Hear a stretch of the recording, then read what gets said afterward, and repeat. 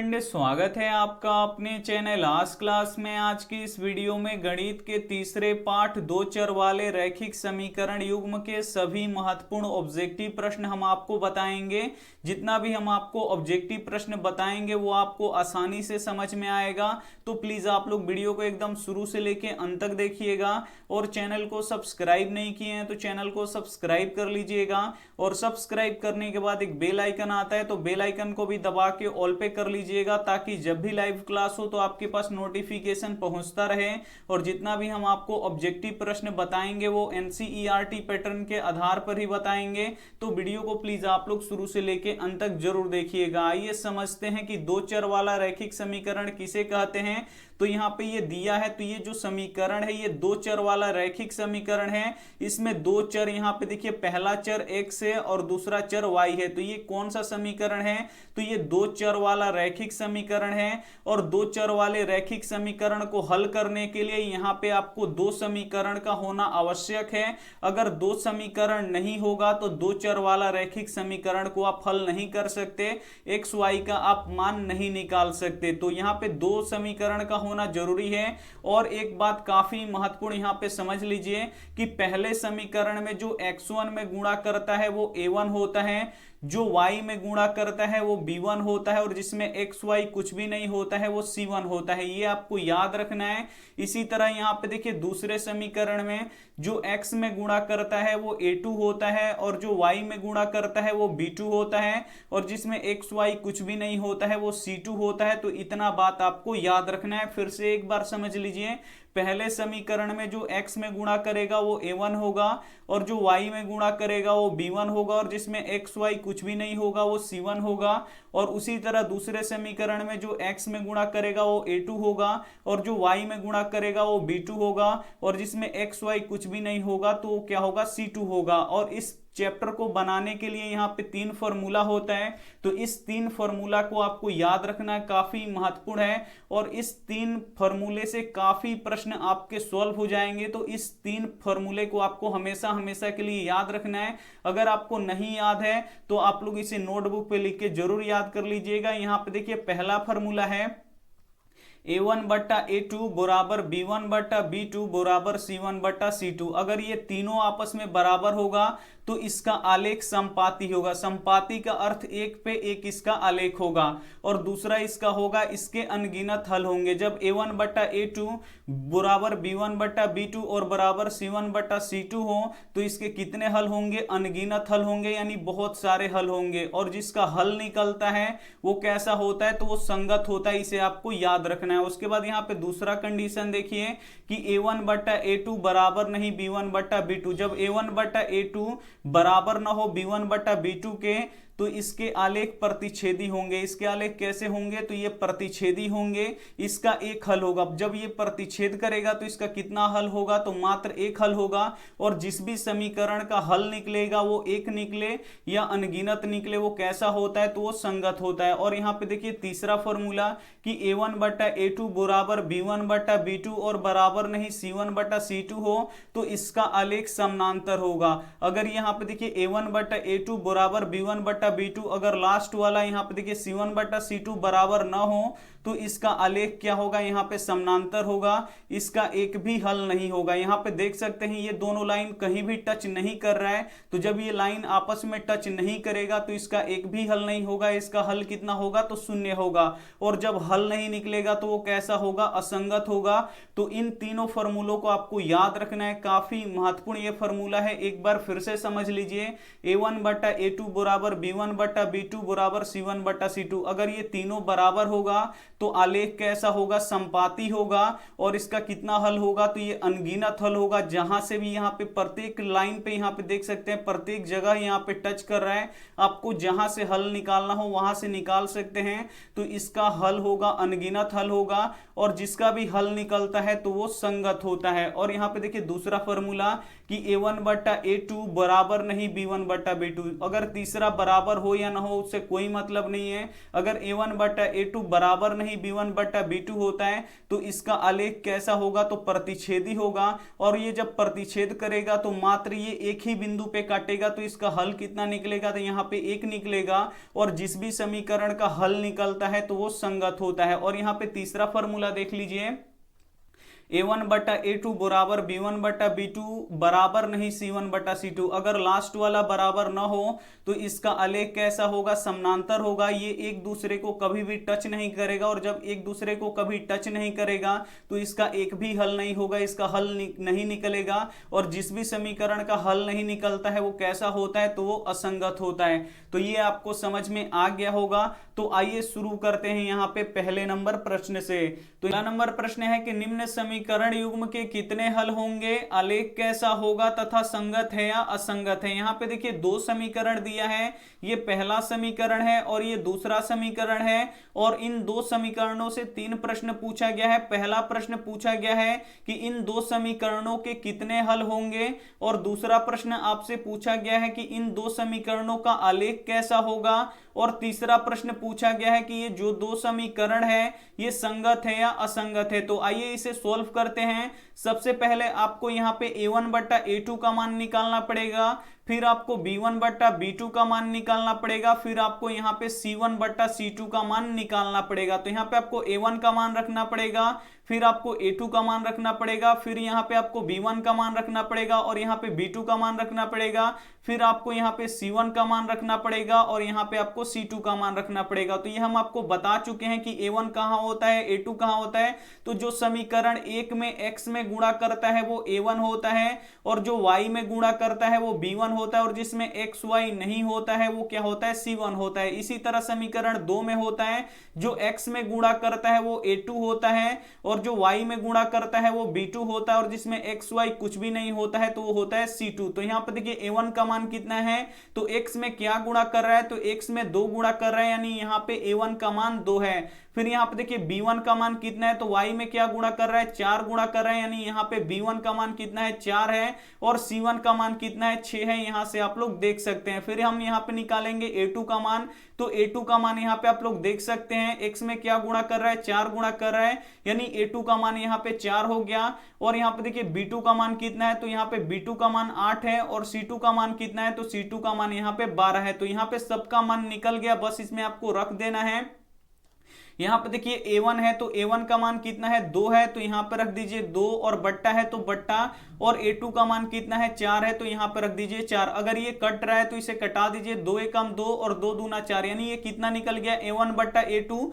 तो a1 बट्टा a2 निकल गया यहाँ पे 1 बट्टा 2। फिर हम यहाँ पे आप निकालेंगे b1 बट्टा b2, तो b1 का मान कितना है, यहाँ पे 4 है, तो यहाँ पर रख देंगे 4, और b2 का मान कितना है, 8 है, तो यहाँ पर रख देंगे 8। फिर ये कट रहा है तो इसे कटा दीजिए, 4 एकम 4, 4 दूनी 8, यानी ये निकल गया हमारा 1 बट्टा 2। फिर हम यहाँ पे निकालेंगे c1 बट्टा c2, तो c1 कितना है, 6 है, तो यहाँ पर रख देंगे 6, और c2 कितना है, 12 है, तो यहाँ पे लिख देंगे 12। ये भी कट रहा है, कटा दीजिए, यहाँ पे देखिए 6 एकम 6, 6 दूना 12, यानी ये भी निकल गया 1 बट्टा 2। तो यहाँ पे देख सकते हैं ये तीनों क्या आ गया, आपस में बराबर आ गया, यानी यहाँ पे देखिए a1 बट्टा a2 बराबर b1 बट्टा b2 और बराबर यहाँ पे c1 बट्टा c2 आ गया। तो यहाँ पे तीनों आपस में क्या हो गए, बराबर हो गए। यहाँ पे आप लोग देख सकते हैं कि a1 बट्टा a2 का मान भी 1 बट्टा 2 है, और b1 बट्टा b2 का मान भी 1 बट्टा 2 है, और c1 बट्टा c2 का मान भी कितना है, 1 बट्टा 2 है। तो ये तीनों आपस में बराबर हो गया। तो जब यहाँ पे देखिए a1 बट्टा a2 बराबर b1 बट्टा b2 बराबर c1 बट्टा c2, ये तीनों आपस में बराबर होता है, तो इसका यहाँ पे देखिए कितना हल होता है, तो इसका अनगिनत हल होता है, यानी इसका अनंत हल होता है। यहाँ पे हम आपको बता चुके हैं पहले ही। और इसका आलेख कैसा होगा, तो इसका आलेख कैसा होगा, संपाती होगा। ये भी हम आपको बता चुके हैं पहले ही, जो फॉर्मूला हम आपको बता रहे थे। तो इसका तो पहला का आंसर होगा कि इसका अनंत हल होगा। और यहाँ पे देखिए इसका पूछ रहा है कि आलेख कैसा होगा, तो इसका आलेख कैसा होगा, संपाती होगा। और तीसरा पूछ रहा है कि ये संगत होगा कि असंगत होगा। तो हम आपको बता चुके हैं कि जिस भी समीकरण का यहाँ पे हल निकलता है तो वो कैसा होता है, संगत होता है।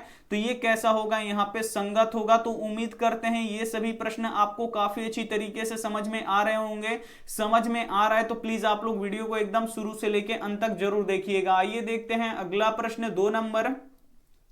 2 नंबर प्रश्न है कि निम्न समीकरण युग्म के कितने हल होंगे, आलेख कैसा होगा तथा संगत है या असंगत है। तो इसमें भी 3 प्रश्न पूछा गया है और इसको भी वैसे ही बनाएंगे। यहाँ पे आपको a1 बट्टा a2 निकालना पड़ेगा और यहाँ पे आपको b1 बट्टा b2 निकालना पड़ेगा, फिर आपको यहाँ पे c1 बट्टा c2 निकालना पड़ेगा। तो ये पहला समीकरण है और ये दूसरा समीकरण है। तो ये हो गया हमारा a1 कितना है, तो यहाँ पे आप लोग देख सकते हैं 3 है, तो यहाँ पे लिख देंगे 3। b1 कितना है, तो यहाँ पे आप लोग देख सकते हैं 5 है, तो 5। उसके बाद यहाँ पे देखिए c1 कितना है, तो c1 यहाँ पे 10 है, तो यहाँ पे लिख देंगे 10। और यहाँ पे देखिए a2 का मान कितना होगा, तो a2 का मान यहाँ पे दूसरे समीकरण से निकलता है जो x में गुणा करता है। तो यहाँ पे देखिए x में क्या गुणा कर रहा है, 6 गुणा कर रहा है, यानी a2 का मान 6 है। फिर आपको यहाँ पे b2 का मान निकालना पड़ेगा, तो b2 का मान कितना है, 7 है, तो यहाँ पे लिख देंगे 7। और यहाँ पे देखिए c2 का मान कितना है, 11 है, तो यहाँ पे लिख देंगे 11। बस यहाँ पे आपको a1 का मान रखना है, तो a1 यहाँ पे 3 है, तो यहाँ पे लिख देंगे 3। और a2 कितना है, 6 है, तो यहाँ पे लिख देंगे 6। ये कट रहा है, इसे कटा दीजिए, 3 एकम 3, 3 दूना 6, यानी यहाँ पे a1 बट्टा a2 का मान निकल गया 1 बट्टा 2। फिर हम यहाँ पे निकालेंगे b1 बट्टा b2 का, तो b1 बट्टा b2 यहाँ पे आप लोग देख सकते हैं। यहाँ पे b1 का मान कितना है, तो यहाँ पे b1 का मान यहाँ पे देखिए 5 है और b2 का मान कितना है, यहाँ पे देख सकते हैं 7 है, तो यहाँ पे लिख देंगे 7। तो यहाँ पे देख सकते हैं ये दोनों बराबर नहीं आ रहा है। तो पहले ही हम आपको बता चुके हैं कि a1 बट्टा a2 अगर बराबर नहीं हो b1 बट्टा b2 के, तो यहाँ पे अब तीसरा बराबर हो या ना हो इसे हम नहीं निकालेंगे। यहाँ पे अगर दोनों ही बराबर नहीं हो तो आपको क्या करना है, यहाँ पे देखिए आपको लिख देना है कि a1 बट्टा a2 और बराबर नहीं है b1 बट्टा b2। तो इसके भी 3 कंडीशन होते हैं। इसका कितना हल होगा, तो इसका एक हल होगा। आलेख कैसा होगा, तो इसका आलेख कैसा होगा, प्रतिच्छेदी होगा। और इसके कितने हल होंगे, एक हल होंगे। तो यहाँ पे 3 प्रश्न पूछा गया है कि इसके कितने हल होंगे, तो इसके एक हल होंगे। आलेख कैसा होगा, तो आलेख इसका प्रतिच्छेदी होगा। और ये संगत होगा कि असंगत होगा, तो यहाँ पे इसका हल निकल रहा है। हल कितना निकल रहा है, एक निकल रहा है। अगर किसी समीकरण का हल निकलता है तो वो कैसा होता है, तो वो संगत होता है। तो यहाँ पे लिख देंगे कि ये संगत है। तो यहाँ पे आपको समझ में आ गया होगा। यहाँ पे तीनों का आंसर हम आपको बता चुके हैं कि इस समीकरण का कितना हल होगा, तो एक हल होगा। और यहाँ पे देखिए आलेख कैसा होगा, तो आलेख प्रतिच्छेदी होगा। और ये क्या होगा, संगत होगा कि असंगत होगा, तो ये कैसा होगा, ये संगत होगा। आइए देखते हैं अगला प्रश्न 3 नंबर प्रश्न है कि निम्न समीकरण युग्म के कितने हल होंगे, आलेख कैसा होगा तथा संगत है या असंगत है। इसमें भी 3 प्रश्न है, इसको भी वैसे ही बनाएंगे। ये पहला समीकरण है और ये दूसरा समीकरण है। आपको क्या करना है, सबसे पहले a1 बट्टा a2 निकालना है, फिर आपको यहाँ पे b1 बट्टा b2 निकालना है और फिर आपको यहाँ पे c1 बट्टा c2 निकालना है। तो यहाँ पे देखिए जो x में गुणा करता है पहले वाले समीकरण में वो a1 होता है और a1 का मान कितना है, 3 है। और यहाँ पे देखिए b1 का मान कितना है, तो यहाँ पे आप लोग देख सकते हैं b1 का मान 6 है और c1 का मान कितना है, तो यहाँ पे c1 का मान 5 है। उसके बाद यहाँ पे देखिए यहाँ पे a2 का मान कितना है, तो a2 का मान यहाँ पे आप लोग देख सकते हैं 6 है। और b2 का मान कितना है, तो b2 का मान यहाँ पे आप लोग देख सकते हैं 12 है। और c2 का मान कितना है, तो यहाँ पे आप लोग देख सकते हैं 6 है। तो बस यहाँ पे निकल गया, बस इसमें रख दीजिए। a1 का मान कितना है, 3 है, तो यहाँ पर रख दीजिए 3। और a2 का मान कितना है, 6 है, तो यहाँ पर रख दीजिए 6। ये अगर ये कट रहा है तो इसे कटा दीजिए। 3 एकम 3 और 3 दूना 6, तो यहाँ पे आ गया हमारा 1 बट्टा 2 a1 बट्टा a2 का। फिर यहाँ पे आपको b1 का मान रखना है, तो b1 6 है, तो यहाँ पर रख दीजिए 6। और b2 कितना है, 12 है, यहाँ पे आप लोग देख सकते हैं, तो यहाँ पे लिख देंगे 12। अगर ये कट रहा है तो कटाइए, 6 एकम 6, 6 दूना 12, तो यहाँ पे भी बराबर आ गया 1 बट्टा 2 1 बट्टा 2। तो फिर आपको यहाँ पे c1 बट्टा c2 यहाँ पे आपको चेक कराना ही पड़ेगा। तो यहाँ पे देखिए c1 कितना है, 5 है और c2 कितना है, यहाँ पे 6 है। तो यहाँ पे देख सकते हैं यहाँ पे 1 बट्टा 2 1 बट्टा 2 ये आपस में बराबर है, लेकिन यहाँ पे देखिए c1 बट्टा c2 आपस में बराबर नहीं है। तो यहाँ पे लिखेंगे कि a1 बट्टा a2, यहाँ पे देखिए a1 बट्टा a2 ये बराबर है b1 बट्टा b2 के। ये दोनों आपस में बराबर है, लेकिन जो ये c1 बट्टा c2 है ये बराबर नहीं है। तो यहाँ पे लिखेंगे c1 बट्टा c2 बराबर नहीं है। तो यहाँ पे देखिए ये भी एक कंडीशन बन गया। और जो 3 फॉर्मूला बताए हैं उसी पे ये भी है। यहाँ पे देखिए जब a1 बट्टा a2 बराबर b1 बट्टा b2 और बराबर नहीं c1 बट्टा c2 होता है, तो इसका कितना हल होता है, तो इसका एक भी हल नहीं होता है, यानी इसका शून्य हल होगा। और इसका आलेख कैसा होगा, तो इसका आलेख समानांतर होगा। और ये संगत होगा कि असंगत होगा, तो यहाँ पे इसका हल नहीं निकल रहा है। और जिस भी समीकरण का हल नहीं निकलता है वो कैसा होता है, तो वो असंगत होता है। तो ये आपको याद रखना है। इसका तीनों आंसर क्या होगा, कि इस समीकरण का कितना हल होगा, तो इस समीकरण का 0 हल होगा। इसका आलेख कैसा होगा, तो आप लोग लिख लीजिएगा कि इसका आलेख समानांतर होगा। और ये संगत होगा कि असंगत होगा, तो ये कैसा होगा, असंगत होगा, क्योंकि यहां पे इसका हल नहीं निकल रहा है। अगर एक हल निकलता तभी संगत होगा, अगर अनगिनत हल निकले तब भी संगत होगा, अगर जब हल ही नहीं निकलेगा तो कैसा होगा, असंगत होगा। तो ये तीनों प्रश्न आपको काफी अच्छी तरीके से समझ में आ गया होगा। आइए देखते हैं अगला प्रश्न, यहां पे 4 नंबर प्रश्न है कि रैखिक समीकरण का घात कितना होता है। यहां पे आपको बताना है कि जो रैखिक समीकरण होता है उसका घात कितना होता है। तो रैखिक समीकरण का घात 1 होता है, आपको याद रखना है, यानी यहां पे ए ऑप्शन बिल्कुल ही सही हो जाएगा। और जो द्विघात समीकरण होता है उसका घात कितना होता है, तो द्विघात समीकरण का घात यहां पे 2 होता है, इसे आपको याद रखना है। और जो त्रिघात होता है उसका कितना होता है, तो 3 होता है, तो ये भी साथ में आपको याद रखना है। आइए देखते हैं अगला प्रश्न 5 नंबर प्रश्न है कि x प्लस 2y बराबर 5 और 3x प्लस 12y बराबर 10 संगत है या असंगत है। यहां पे आपको बताना है कि ये जो दो समीकरण दिया है, ये पहला समीकरण है और ये दूसरा समीकरण है, ये संगत है या असंगत है। संगत कब होगा, तो जब यहां पे आलेख संपाती होगा या प्रतिच्छेदी होगा तब तो ये संगत होगा। और असंगत कब होगा, तो जब ये समानांतर होगा। तो यहां पे देखिए, जब ये समानांतर हो जाएगा तो ये असंगत हो जाएगा, लेकिन जब आलेख संपाती होगा और यहां पे प्रतिच्छेदी होगा तब ये क्या होगा, संगत होगा। तो ये कैसे पता लगेगा, तो इसमें भी आपको a1 बट्टा a2 निकालना पड़ेगा, b1 बट्टा b2 निकालना पड़ेगा और आपको यहां पे c1 बट्टा c2 निकालना पड़ेगा। तो a1 कितना होगा, तो देख सकते हैं यहां पे a1 कितना होगा, तो x में क्या गुणा कर रहा है, तो कुछ भी नहीं गुणा कर रहा है, जहां पे कुछ भी नहीं होता है वहां पे 1 होता है, यानी a1 1 निकल गया। और b1 कितना निकलेगा हमारा, तो b1 यहां पे आप लोग देख सकते हैं y में क्या गुणा कर रहा है, 2 गुणा कर रहा है, यानी यहां पे b1 2 हो गया।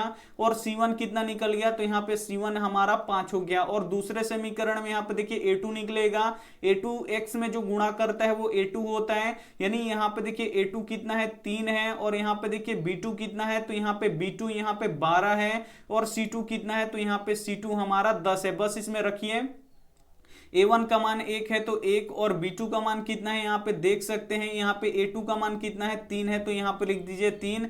फिर b1 लिखना है, तो b1 का मान यहाँ पे आप लोग देख सकते हैं 2 है, तो यहाँ पे लिख दीजिए 2। और b2 का मान कितना है, 12 है, तो यहाँ पे लिख दीजिए 12। अगर ये कट रहा है तो कटा दीजिए। यहाँ पे देखिए 2 एकम 2 और 2 छक 12, यहाँ पे देखिए 1 बट्टा यहाँ पे 6 आ गया।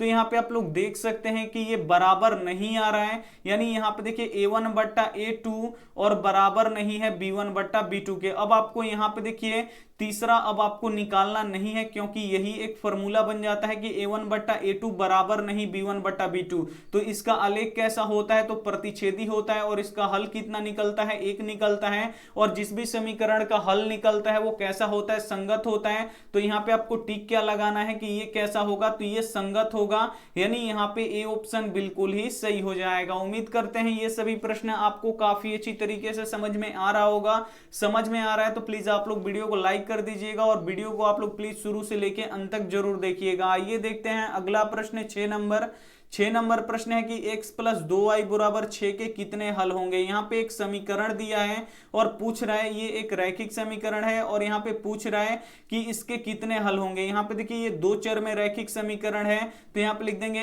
x प्लस 2y बराबर यहाँ पे 6। पूछ रहा है कि इस समीकरण के कितने हल होंगे, तो आपको हल निकालना है तो क्या करना पड़ेगा कि यहाँ पे x या y को इधर रखना पड़ेगा, किसी एक को, और दूसरे को बराबर के उधर कर देना पड़ेगा। तो हम x को इधर रखते हैं तो 2y को बराबर के उधर भेजना पड़ेगा, तो 6 माइनस कितना हो जाएगा, 2y।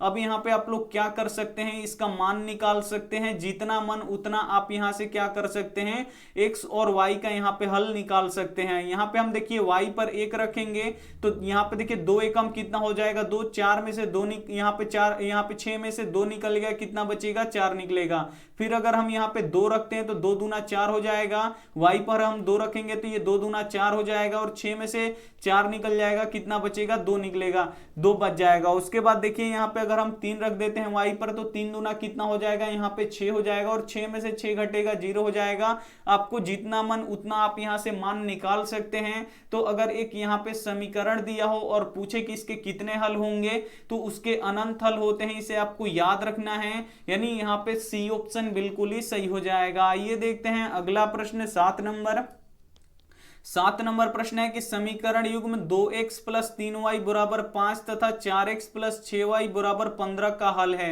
यहां पे आपको बताना है कि एक हल है कि अनंत हल है कि कोई हल नहीं है कि इनमें से कोई नहीं। तो यहाँ पे आपको बताना है कि इसका क्या होगा। तो इस प्रश्न को बनाने के लिए भी आपको a1 बट्टा a2 निकालना पड़ेगा और b1 बट्टा b2 निकालना पड़ेगा और आपको यहाँ पे c1 बट्टा c2 निकालना पड़ेगा। बस आप लोग देख के भी यहाँ पे मान रख सकते हैं। यहाँ पे ये पहला समीकरण है और ये दूसरा समीकरण है। a1 का मान कितना है, तो a1 का मान 2 है, तो यहाँ पर रख दीजिए 2, और a2 का मान कितना है 4 है, तो यहाँ पर रख सकते हैं 4। फिर यहाँ पे देखिए b1 का मान कितना है, तो 3 है, तो यहाँ पर रख दीजिए 3, और b2 का मान कितना है 6 है, तो यहाँ पर रख सकते हैं 6, और c1 का मान कितना है 5 है, तो यहाँ पर रख दीजिए 5, और यहाँ पे देखिए c2 का मान 15 है, तो ये हो जाएगा 15। अगर ये कट रहा है तो इसे कटा दीजिए, 3 एकम 3 और 3 यहाँ पे सॉरी 2 एकम 2 और 2 दूना 4, यानी यहाँ पे हो गया 1/2, और इसे भी कटा दीजिए, 3 एकम 3 3 दूना 6, यानी ये भी आ गया 1/2, और ये भी कट रहे हैं। यहाँ पे देखिए 5 एकम 5 5 3 15, यानी ये आ गया हमारा 1/3। तो यहाँ पे आप लोग देख सकते हैं कि ये दो बराबर है लेकिन लास्ट वाला बराबर नहीं है, यानी यहाँ पे a1 बट्टा a2 बराबर है b1 बट्टा b2 के, लेकिन बराबर नहीं है c1 बट्टा c2 के। तो ये कंडीशन कब होता है, जब आलेख कैसा हो, समानांतर हो, और जब आलेख समानांतर होता है तो इसका हल कितना निकलता है, एक भी हल नहीं निकलता है। तो इसका आंसर होगा कि कोई हल नहीं होगा, यानी यहाँ पे सी ऑप्शन बिल्कुल ही सही हो जाएगा। और यहाँ पे देखिए कैसा होगा, संगत होगा कि असंगत होगा, तो इसका एक भी हल नहीं निकलेगा, तो ये कैसा होगा, असंगत होगा। तो ये भी साथ में आपको याद रखना है। आइए देखते हैं अगला प्रश्न 8 नंबर प्रश्न है कि निम्न में से कौन, यहां पे देखिए x माइनस 2y बराबर 0 तथा 3x प्लस 4y बराबर 10 का हल है। यहाँ पे x बराबर 1 दिया है, y बराबर यहाँ पे x बराबर 2 दिया है और y बराबर 1 दिया है, ऐसे ही यहाँ पे दिया है और बोल रहा है कि यहाँ पे x y का मान इसमें से कौन होगा। तो आपको क्या करना है, इसको आप विलोपन विधि या प्रतिस्थापन विधि से बनाइएगा तो बहुत ही ज्यादा टाइम लग जाएगा। तो आपको क्या करना है कि जो ये पहला आंसर दिया है उसको यहाँ पे रख के देखना है। x के जगह पे कितना रख देना है, 2 रख देना है, और y के जगह पे कितना रख देना है, 1 रख देना है। और जब इसको आप हल कीजिएगा अगर ये 0 आ जाएगा तो समझिए कि ये इसका आंसर है। तो यहाँ पे हम x माइनस 2y बराबर 0 है। अब आपको क्या करना है कि x के जगह पे 2, यहाँ पे x का मान कितना है 2 है, तो यहाँ पे रख दीजिए 2, माइनस है तो माइनस, और यहाँ पे देखिए 2 है तो 2, और y का मान कितना है, तो y का मान 1 है, तो यहाँ पर रख दीजिए 1, और बराबर के उधर 0 है। तो 2 माइनस यहाँ पे देखिए 2 में 1 से गुणा होगा तो कितना हो जाएगा 1, यहाँ पे 2 एकम कितना हो जाएगा 2, और बराबर के उधर 0 है तो 0, 2 में से 2 जाएगा कितना बचेगा 0, बराबर क्या हो गया 0। तो यहाँ पे आप लोग देख सकते हैं कि ये बराबर आ जा रहा है, इधर भी 0 इधर भी 0, तो इसमें तो इसका हल निकल जा रहा है। फिर आपको इसमें रख के देखना पड़ेगा। तो यहाँ पे भी आपको क्या करना है कि यहाँ पे 3 है तो 3, और x का मान कितना रखना है 2 रखना है, तो यहाँ पे रख देंगे 2, प्लस है तो प्लस, 4 है तो 4, y का मान कितना है 1 है, तो यहाँ पर रख दीजिए 1, बराबर है तो बराबर, और उधर 10 है तो 10। इसे भी हल करने के बाद 10 बराबर 10 आना चाहिए, अगर आ गया तो समझिए कि ये इसका आंसर है। तो यहाँ पे देखिए 3 दूना कितना हो जाएगा 6, प्लस 4 में 1 से गुणा होगा तो ये हो जाएगा 4, और बराबर के उधर 10 है तो 10, 6 और 4 कितना हो जाएगा, यहाँ पे 10, बराबर कितना हो गया 10, यानी यहाँ पे ये दोनों ही आपस में बराबर आ रहा है। तो यहाँ पे आप लोग देख सकते हैं कि ये इसका क्या हो जाएगा, मान हो जाएगा, यानी यहाँ पे ए ऑप्शन बिल्कुल ही सही हो जाएगा। तो इसे बहुत ही जल्दी बनाने के लिए ऐसे बनाया जाता है, तो ये आपको हमेशा ऐसे ही बनाना है अगर ऐसे पूछे तो। आइए देखते हैं अगला प्रश्न 9 नंबर प्रश्न है कि x प्लस 6y बराबर 15 और जहां y बराबर 2 हो और x का मान ज्ञात करें। यहाँ पे देखिए x प्लस 6y बराबर 15, जहां y बराबर 2 है तो आपको x का मान क्या करना है, निकालना है। तो यहाँ पे समीकरण लिख देंगे x प्लस 6y बराबर यहाँ पे 15, और यहाँ पे y का मान कितना दे दिया है 2 दिया है, तो यहाँ पे y की जगह पे क्या रख देंगे 2 रख देंगे। यहाँ पे x का मान निकालना है आपको, तो x को वैसे ही छोड़ दीजिए, 6 है तो 6, और y का मान कितना दिया है 2 दिया है, तो यहाँ पे लिख दीजिए 2, बराबर के उधर 15 है तो 15 कर दीजिए। x प्लस यहाँ पे देखिए गुणा कीजिएगा तो 6 दूना कितना हो जाएगा 12, और उधर क्या है 15 तो 15। अब आपको x का मान निकालना है, तो ये प्लस 12 को बराबर के उधर भेजना पड़ेगा, नहीं x बराबर क्या हो जाएगा 15 पहले से है, और ये प्लस 12 है तो बराबर के इधर आएगा तो ये हो जाएगा माइनस 12, यानी x बराबर क्या हो जाएगा 15 में से 12 निकलेगा, कितना बचेगा हमारा 3 निकलेगा, यानी x का मान कितना निकल गया, 3 निकल गया, यानी यहाँ पे ए ऑप्शन बिल्कुल ही सही हो जाएगा। आइए देखते हैं अगला प्रश्न 10 नंबर प्रश्न है कि यदि समीकरण x माइनस 2y बराबर 3 तथा 3x प्लस के वाई बराबर 1 का एक अद्वितीय हल हो तो k का मान ज्ञात करें। बोल रहा है कि ये जो दो समीकरण दिया है, इस दो समीकरण का एक ही हल है, तो इस k का मान आपको क्या करना है, निकाल देना है। और एक प्रश्न ऐसा पूछा जाता है, तो इस प्रश्न को आपको बिल्कुल ध्यान से देखना है। तो यहाँ पे देखिए इस समीकरण का कितना हल है, एक अद्वितीय हल है, और जब एक अद्वितीय हल होता है तो इसका कंडीशन कैसा होता है, तो a1 बट्टा a2 और बराबर नहीं क्या होता है, b1 बट्टा b2। बस यहाँ पे आपको क्या करना है, a1 का मान रखना है और a2 का मान रखना है, और यहाँ पे आपको b1 का मान रखना है और यहाँ पे b2 का मान रखना है। जो हम आपको 3 कंडीशन बताए थे, वो 3 कंडीशन अब अगर आपको याद होगा तो ये सभी प्रश्न आप चुटकियों में बना देंगे। तो यहाँ पे देखिए जो x में ये पहला समीकरण हो गया और ये दूसरा समीकरण हो गया। तो पहले समीकरण में जो x में गुणा करता है वो a1 होता है, जो y में गुणा करता है वो b1 होता है, और जिसमें x y कुछ भी नहीं होता है वो c1 होता है।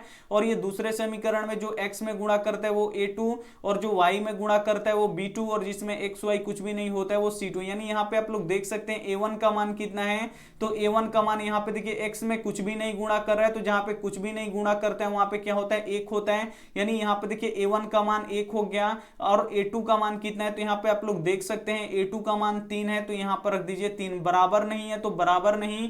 और b1 का मान यहाँ पे आप लोग देख सकते हैं y में क्या गुणा कर रहा है, तो यहाँ पे आप लोग ध्यान से देखिएगा -2 है। अगर यहाँ पे प्लस रहता तो 2 लेते, लेकिन यहाँ पे देखिए -2 है, तो आपको यहाँ पे b1 का मान -2 रखना पड़ेगा। और b2 का मान कितना है, तो y में क्या गुणा कर रहा है, तो y में k गुणा कर रहा है, यानी b2 का मान यहाँ पे क्या है, k है। अब आपको क्या करना है कि तिरछा तिरछी गुणा कराना है, यानी यहाँ पे आपको क्रॉस मल्टीप्लाई कराना है। तो 2 में यहाँ पे देखिए k में 1 से गुणा होगा तो यहाँ पे हो जाएगा k, और बराबर नहीं 3 दूना कितना हो जाएगा, यहाँ पे 3 दूना माइनस यहाँ पे 6 हो जाएगा, क्योंकि यहाँ पे माइनस है। तो यहाँ पे देखिए प्लस और माइनस क्या हो जाएगा, माइनस, और 3 दूना कितना हो जाएगा, 6, यानी k बराबर नहीं 6 इसका सही आंसर हो जाएगा। यानी यहाँ पे बी ऑप्शन बिल्कुल ही सही हो जाएगा। ये देखते हैं अगला प्रश्न 11 नंबर प्रश्न है कि kx माइनस 5y बराबर 2 तथा 6x प्लस 2y बराबर 7 के कोई हल ना हो तो k का मान ज्ञात करें। काफी महत्वपूर्ण प्रश्न है। यहाँ पे 2 समीकरण दिया है और इन 2 समीकरणों का कोई हल नहीं है, कोई हल नहीं है। तो इसका समीकरण कैसा बनता है, तो a1 बट्टा a2 बराबर b1 बट्टा b2 और बराबर नहीं क्या होता है, c1 बट्टा c2। ये आपको याद रखना है। तो बोल रहे हैं यहाँ से आपको k का मान निकालने के लिए, तो यहाँ पे देखिए आपको a1 का मान रखना है, और यहाँ पे a2 का, यहाँ पे b1 का, यहाँ पे b2 का, और यहाँ पे c1 का, और यहाँ पे आपको c2 का मान रखना पड़ेगा। तो यहाँ पे देखिए ये पहला समीकरण है। तो यहाँ पे ये पहला समीकरण में जो x में गुणा करता है वो a1, और जो y में गुणा करता है वो b1, और जो जिसमें x y कुछ भी नहीं होता है वो c1, और जो दूसरा समीकरण होता है वो x में गुणा करता है वो a2, और जो y में गुणा करता है वो b2, और जिसमें x y कुछ भी नहीं होता है वो c2। बस यहाँ पे रखिए a1 का मान कितना है, तो x में क्या गुणा कर रहा है, k गुणा कर रहा है। तो यहाँ पे a1 का मान क्या हो गया, k, और a2 का मान यहाँ पे आप लोग देख सकते हैं 6 है, तो यहाँ पर रख दीजिए 6। b1 का मान कितना है, तो यहाँ पे आप लोग देख सकते हैं -5 है, तो b1 का मान -5, और b2 का मान यहाँ पे आप लोग देख सकते हैं y में क्या गुणा कर रहा है, 2 गुणा कर रहा है, तो यहाँ पे b2 का मान 2, और बराबर नहीं c1 का मान कितना है, तो c1 का मान 2 है, तो 2, और c2 का मान कितना है, 7 है, तो 7। अब आप इसको बराबर कर सकते हैं या इसको बराबर कर सकते हैं। अगर पहले वाला बराबर कीजिएगा कि k बट्टा 6 बराबर -5 बट्टा 2, अगर इन दोनों को बराबर कीजिएगा तो इसका आंसर बराबर में आएगा। अगर इन दोनों को बराबर कीजिएगा माइनस, यहाँ पे देखिए इसको और इसको अगर आप बराबर कीजिएगा तो ये आएगा यहाँ पे देखिए k बट्टा 6, और बराबर नहीं यहाँ पे क्या आएगा, 2 बट्टा 7। तो यहाँ पे आपको तो बराबर नहीं में आंसर नहीं दिया है, सिर्फ यहाँ पे बराबर में दिया है। तो पहले वाला ही हम क्या करेंगे, यहाँ पे बराबर करेंगे। तो करेंगे यहाँ पे देखिए 2 में k से गुणा करेंगे तो यहाँ पे 2k हो जाएगा, तिरछा तिरछी गुणा कराना है। और यहाँ पे देखिए +6 है और यहाँ पे -5 है, तो प्लस माइनस क्या हो जाएगा, माइनस, और 6 5 कितना हो जाएगा 30। अब यहाँ पे देखिए 2 इधर गुणा कर रहे हैं तो इधर आके भाग करेगा, यानी k बराबर क्या हो जाएगा -30/2, और ये कट के कितना हो जाएगा 15, यानी k बराबर हमारा निकल गया -15, यानी यहाँ पे डी ऑप्शन बिल्कुल ही सही हो जाएगा। तो ये सभी प्रश्न आपको काफी अच्छी तरीके से समझ में आ रहा होगा, तो वीडियो को प्लीज आप लोग शुरू से लेके अंत तक जरूर देखिएगा। आइए देखते हैं अगला प्रश्न 12 नंबर प्रश्न है कि के किस मान के लिए समीकरण x + 2y = 7 तथा 2x + ky = 14 संपाती होगा। यहाँ पे बोल रहा है कि ये दो समीकरण है और ये जो दो समीकरण है ये संपाती है, तो आपको क्या करना है कि जो ये k है इसका मान आपको निकालना है। तो जब संपाती होता है तो कैसा बनता है, तो ये बनता है a1/a2 बराबर b1/b2 और बराबर c1/c2। ये तीनों आपस में क्या होता है, बराबर होता है। तो बस ये आपको पता होना चाहिए, आप आंसर निकाल दीजिएगा। ये है हमारा पहला समीकरण और ये है हमारा दूसरा समीकरण। बस यहाँ पे आप मान रखिए a1 का और यहाँ पे a2 का और यहाँ पे b1 का और b2 का और यहाँ पे c1 और c2 का। तो यहाँ पे देख सकते हैं a1 का मान कितना है, 1 है, b1 का मान 2 है और c1 का मान 7 है। तो बस यहाँ पे रखिए a1 का मान कितना है, 1 है, तो 1, और a2 का मान कहाँ मिलेगा, तो ये दूसरे समीकरण में मिलेगा। तो यहाँ पे देखिए यहाँ पे a2 का मान कितना है, 2 है, तो यहाँ पर रख दीजिए 2। फिर यहाँ पे देखिए b1 का मान, तो b1 का मान यहाँ पे आप लोग देख सकते हैं 2 है, तो 2, और b2 का मान यहाँ पे देखिए b2 का मान कितना है, तो y में जो गुणा करता है वो क्या होता है b2, यानी b2 यहाँ पे k है, तो यहाँ पे लिख दीजिए k। c1 का मान कितना है, तो 7 है, तो यहां पर रख दीजिए 7, और c2 का मान कितना है, 14 है, तो यहां पर रख दीजिए 14। अब आप इसको भी बराबर करके आंसर निकाल सकते हैं और इसको भी बराबर करके आप आंसर निकाल सकते हैं। तो जिससे मन उससे आप लोग आंसर निकाल लीजिए। यहाँ पे हम पहला बराबर करते हैं 1/2 बराबर 2/k। अब आपको क्या करना है, तिरछा तिरछी गुणा कराना है, तो k में 1 से गुणा होगा, तो ये क्या होगा, k बराबर 2 दूना कितना हो जाएगा 4, यानी k का मान कितना निकल जाएगा, 4 निकल जाएगा। यानी यहाँ पे सी ऑप्शन बिल्कुल ही सही हो जाएगा। आप चाहें तो इसे भी बराबर करके आंसर निकाल सकते हैं। 2/k बराबर 7 यहाँ पे क्या हो गया 14। अब यहाँ पे देखिए k में 7 से गुणा करेंगे तो ये 7k हो जाएगा, तिरछा तिरछी आपको गुणा करना है, और 14 दूनी कितना हो जाएगा, यहाँ पे 14 दूनी 28 हो जाएगा। अब यहाँ पे देखिए k का मान निकलना है, तो 7 इधर गुणा कर रहे हैं तो उधर जाके भाग करेगा, यानी k बराबर कितना हो जाएगा 28/7 हो जाएगा। और 7 से 28 कितना बार में कटेगा, 4 बार में कटेगा। नहीं, यहाँ से भी k का मान कितना निकल गया, 4 निकल गया, और यहाँ से भी k का मान कितना निकल गया, 4 निकल गया। तो किसी को भी आप बराबर करके k का मान निकाल सकते हैं, यानी यहाँ पे 4 आंसर बिल्कुल ही सही हो जाएगा। और ये रहा आपके लिए होमवर्क प्रश्न कि k के किस मान के लिए निम्नलिखित समीकरण का एक अद्वितीय हल होगा। यहाँ पे आपको बताना है कि यहाँ पे k के किस मान के लिए निम्नलिखित समीकरण का एक अद्वितीय हल है। इस समीकरण का एक अद्वितीय हल है, तो आपको क्या करना है, k का मान निकालना है। यहाँ पे पहला ऑप्शन है k बराबर नहीं 3, दूसरा ऑप्शन है k बराबर नहीं -6, और यहाँ पे तीसरा ऑप्शन है k बराबर नहीं 0, और डी ऑप्शन है यहाँ पे देखिए k बराबर नहीं 7। तो जो भी ऑप्शन आपको सही लगे वो आप हमें कमेंट करके जरूर बताइएगा।